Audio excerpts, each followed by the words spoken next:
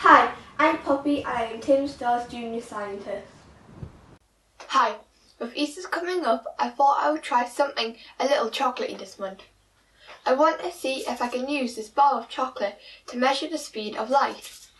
To do this, I'm going to need a microwave. I've removed the wheel so it doesn't rotate. All I need to do is pop the bar of chocolate on the plate for about 20 seconds. While that's cooking, let's take a look at what is happening inside.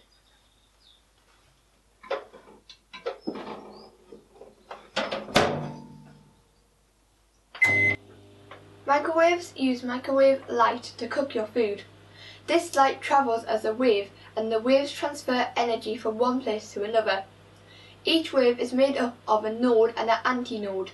This antinode has the most energy, and it's that cooks your food.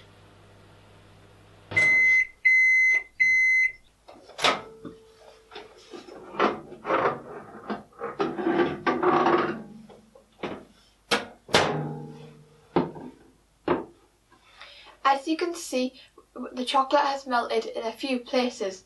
These are where the antinodes were. The bits that didn't melt are where the nodes were. To work out the speed of light, I need to measure the length of a single wave. To do this, I need to measure the distance between two antinodes.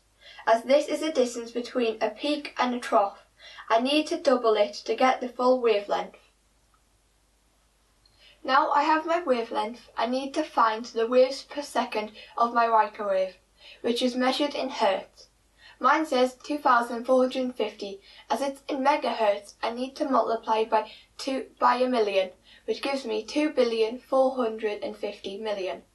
Now I can multiply this by my wavelength. So 2,450,000,000 times 0.124 equals 303,800,000 meters per second. So that gives me a speed of light of 303,800,000 meters per second.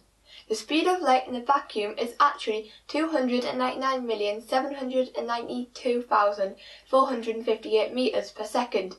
My number was only a little bit off, but I was using my school ruler and a bar of chocolate. All this maths has worked on my appetite. I think I deserve some chocolate.